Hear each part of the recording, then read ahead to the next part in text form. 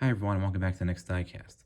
In today's video I'll be showing you and reviewing this 1/18 scale Pagani Zonda C12S made by Motormax. I got this model from Amazon. It was just over $40, including shipping and everything. It was being sold by a small hobby shop over in Wisconsin. I believe they were called Ty's Toys. But you can find these Motormax Zondas in a variety of colors.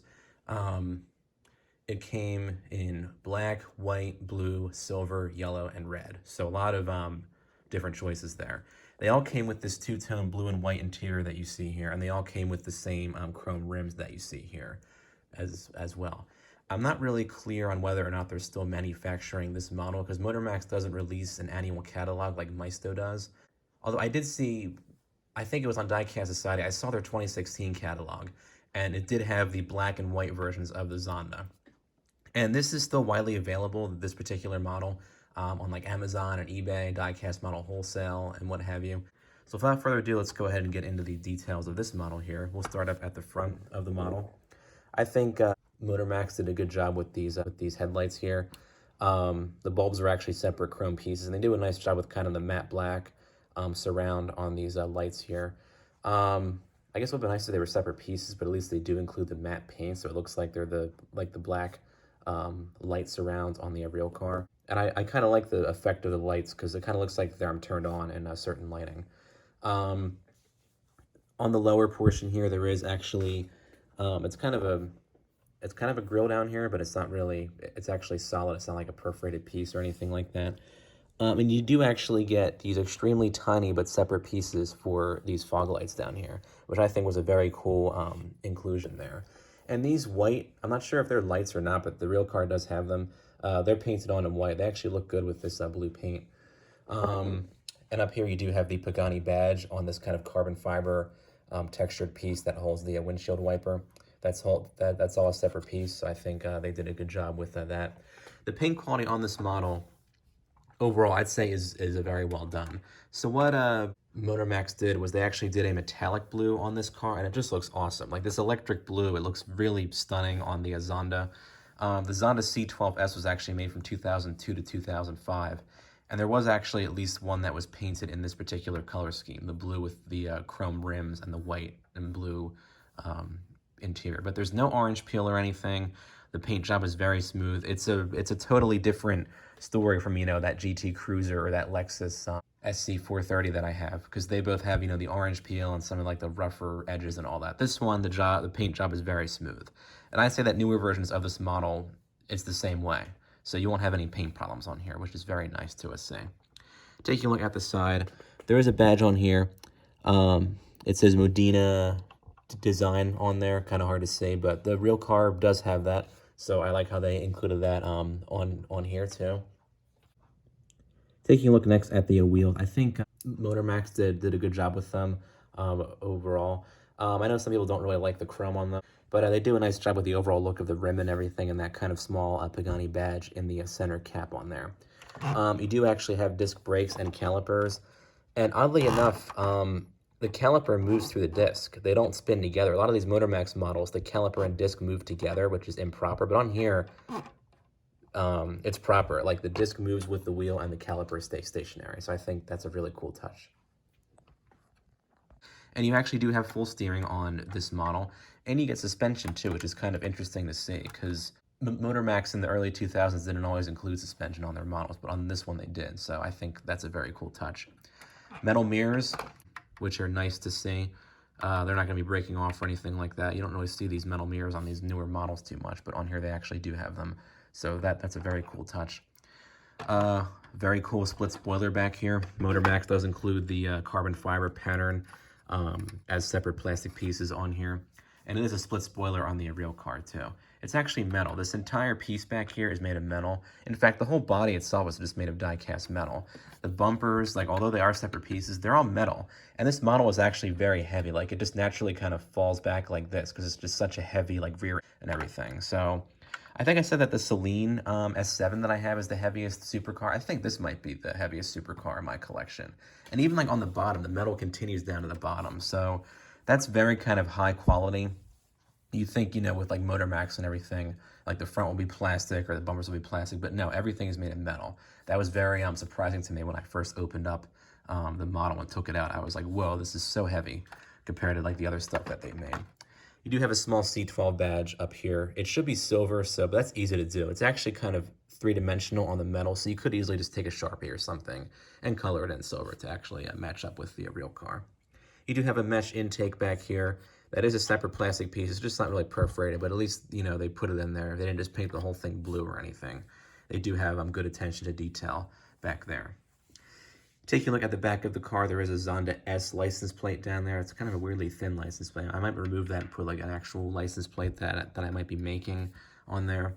You have the Zonda S badging back here. It's just kind of embossed on this piece back here. And this piece is interesting. It's actually a clear plastic piece with kind of a grill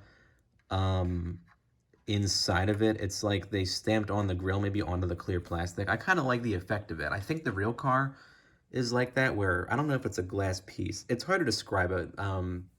What I think Motormax did back here, I think they did a good job with it. And the exhaust pipe, very cool. They did a nice job with the chrome and kind of the 4 pipes in the center and that kind of riveted pattern along the perimeter here. And there's a barely noticeable Pagani badge back here. You see there's the oval and there's the Pagani inscription in the center. They do a decent job with the taillights. Yeah, there are pegs in them, but they're not too like noticeable, I guess, from a far distance. And they have a nice silver surround on them, so I think that's a cool touch. Now, regarding opening features, you don't get an opening front portion on this car. The front portion on the real car does open, but it doesn't open on here. Motormax's other Zonda variants, they made the Zonda C12S that you see here. They made the Zonda F, and they made the Zonda Cinque. All of them kind of have similar opening features, and none of them include this opening front portion here. So if you really want an opening front, you have to go for maybe like a higher end version of this particular car, but on here, but I don't think it's a big deal. It kind of makes a nice like seamless look when you look at the car from the front, or when you look at the model from the front, I should say. Now, a cool touch of this model, or a cool detail on this model, I should say, just like on the real car, to open up the engine compartment, you do actually have to open up the doors. And I did forget to mention that there is a small Pagani badge on the doors too, so that's a really cool touch.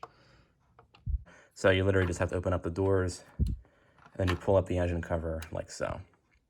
And of course, on the real car, this isn't just held shut by the doors being closed. There's actually a couple of latches on here, like on these carbon fiber pieces on here that would hold this actually shut.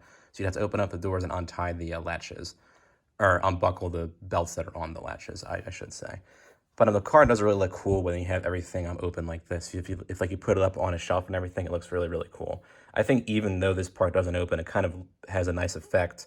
This is closed, and you can kind of see the engine, I guess, a little bit better, because this would kind of block it from view a little bit if you looked at it from a certain angle. But we'll take a look actually at the engine detail, since we have this opened up now. Motormax did a good job with the Mercedes-Benz 7.3 liter V12 back here. That's what the C12S was equipped with when it was made from 2002 to 2005. You had the Mercedes-Benz inscription going down that main block there, the 3-dimensional badge, and also a little tiny 7.3 back there too. Nice carbon fiber texturing on here. You got a couple gold components back here, and you got this big pipe around there. This brace is actually a separate piece, and you actually have the AMG logo in gold on here. Kind of strange seeing all this like Mercedes-Benz stuff on a Pagani, but that's where they got their engines from. So I guess it's appropriate that they have all this badging back here. And you have kind of a silver, or chrome, I should say, component back there. So go ahead and close this up. Also, the underside of this is actually very well done. It's fully painted and everything. And this piece is very heavy, but I would not open this up too much, because it is such a heavy piece that the hinges might weaken after some time. So I kind of open it, sparingly, just for that reason. We'll take a look at the interior detailing next. Motormax did a good job with these door panels here. You see that they have the carbon fiber texture going around the perimeter, and this kind of two-tone black and white in the center here. Kind of has a nice smooth texture, the white part here. A tiny bit of the black actually did go onto the white, but that's kind of, I guess, just a factory defect. You won't see that on every single one of these models. You do have, I guess that might be a speaker there, those kind of round things on there. But overall, has good texturing and a color to it, too. And you do actually get the Pagani on the door sill here. Kind of this thick door sill with the Pagani symbol, and you have that kind of carbon fiber pattern behind that, which is a very well done. Taking a look next at the seats, I think they did a good job with the overall shape and look of the seats. This white portion in the center is well done, but it almost feels like it's like latex paint, sort of. It's just kind of shiny, kind of smooth. Like, it's very strange feeling, but it kind of creates a nice like look to it, I guess. And the blue part is actually a different texture. The seats, I think, are just a little bit too small maybe for this car. They look a bit too small. And the Celine S7 kind of has that same problem. They're just a tad bit too small. They're the proper shape and they're the proper shape and everything, and coloring. Just the size, I think, is a little bit off. And these round things are on the real car. I think that's where the seatbelt should actually go. And you do actually get seatbelts on either side too. You can see the buckle right there and the belt itself. You don't always see that on these older models, so that's good that they included that there, I would say. Taking a look next at the dashboard. So what Motormax did, instead of doing like the usual thing where they put the buttons but they don't color them in, or they put just kind of a flat piece with no detail on it, they do kind of a sticker. And this is a very kind of like Barago thing of them to do, because Barago used to do that with their models. I'm not a big fan of these stickers for these center stack details, but on here at least it's like all the toggles and everything are on there. Everything's kind of properly placed. It's just one big sticker. But I kind of prefer the sticker with actual coloring and details over just kind of a plain flat piece. So at least they, have that on there. And I guess that is a little bit of detailing in that sense. They do a very nice job with these air vents. They're actually separate pieces, and they kind of look like airplane air vents. I think that's what they're kind of going for with this car. There's actually a separate one over here too on the passenger side.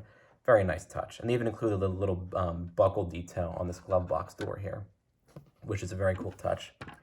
In the center, you do have that carbon fiber textured piece. The shifter does look a bit fake, and the paint kind of ran down a little bit. Looks kind of odd, but you can always just take a silver Sharpie and kind of finish that off yourself. And you do get the separate handbrake on there too with that chrome going down. So I think that's a cool touch. Steering wheel is overall well done. It has the white in the center and the blue on the perimeter.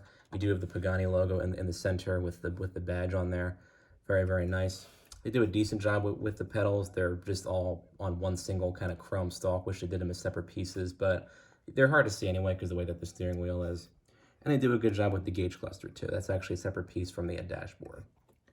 So this is kind of a step away from Motormax's usual interiors, where they're usually just one color. That they could have done this whole thing in blue, and that would have been like, typical of them. But in here, they actually do include, the two-tone white in certain areas. They have the silver, inscriptions on the sides here. This is, I would say, a slightly better interior than other models of the same era from this brand. So that's really nice to see that. Go ahead and close up the doors. They close nice and tight. And once again, this is actually held shut by the door. So if you were to turn this upside down, it doesn't open because the doors actually hold it in place. So I think that's a very cool touch. Let's take a look next at the undercarriage. Not really too much to see. You do kind of have the exhaust piping a little bit down here, and the kind of the engine poking out just a bit in the back there. So they do a good job with that, I would say. So overall, if you can find this model, I would say definitely get it. The Zonda looks great in any collection of, supercars. If you're looking for the C12 specifically, this is the only version of that you can actually find. I think somebody does make an older Zonda 118 model from like an upper end manufacturer. I forget who it is, but if you're looking for a budget Zonda, I think I would go with this more than the Motormax Zonda F and Zonda Cinque, because they're a little bit lesser detailed than this. So I think this would be definitely my choice for a budget Zonda. As always, I hope this video was helpful, and feel free to comment down below with your thoughts on the model. Thanks for watching.